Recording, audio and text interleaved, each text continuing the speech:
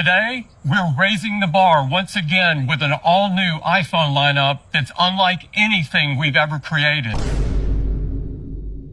Same, but different, but still same.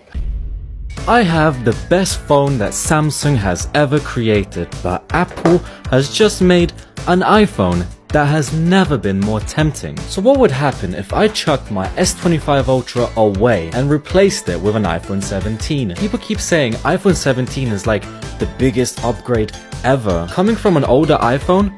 Sure, maybe. Coming from a Samsung? Is that technically a downgrade? I don't know. So let's find out. Apple said that this phone would go up to 3000 nits of brightness, and wow, is this display bright. It's hard to show you, but it straight up looks like a painting. It doesn't even look real. And after all these years, Apple finally decided to add 120Hz to their base models. So the screens are finally smooth. Android's had that since like 1912. And speaking of smooth, the new iOS 26 liquid glass update is actually pretty sick. This animation is kinda crazy, but then the control center gets stretched. Like, what is going on here? And I might be going crazy, but are the animations a lot quicker than before? Because if they are, it finally feels like I'm not using a phone designed for pensioners. Still not as fast as Android's though. And in case you want to protect your new iPhone 17, hear me out, because our sponsor Toraz has some pretty cool new cases. I've been using their magnetic case for a while now on my S25 Ultra, and now they have one for the iPhone 17 lineup. The Toraz Q3 silicone case with a rotating magnetic stand, as well as the Q3 spin case with a clear back. You can adjust the angle any way that you want, so you can even stand it completely upright or do something like this. Chuck it on a wireless charger. You could also stick it to a microwave or something. It's designed to be a pocket tripod, so I use this to prop up my phone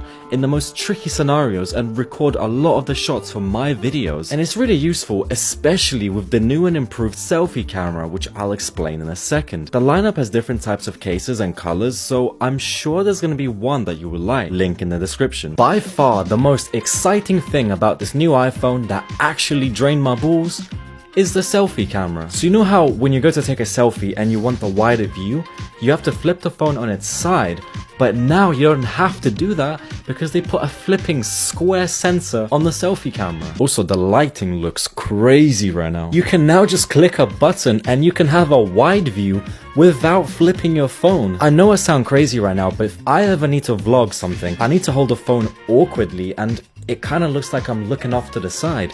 But now I can just click a button and I can hold the phone normally, and it's perfect for YouTube. How has no one ever thought of that? This is actually genius. And if they did the same thing on the back cameras, I would probably switch straight away. But then I made myself some tea to calm my nerves a little bit, and when I actually used iOS for a bit, I was like, bruh. Look, I'm a Samsung user and I tried using iOS for almost a week, and I found this thing so annoying. First of all, I miss the edge panel. Say if I'm shopping for a new calculator, I could just quickly open a floating window of an actual calculator and quickly close it, but on an iPhone, I gotta close the app and then find the actual app and or how I can have a 3x3 expanded folder without having to click on the actual folder to open my apps. Or how with good luck, I can overlap widgets exactly how I want, but with iOS, the home screen has a seizure and everything goes flying. Or if I'm on Google Docs and I swipe up for homepage,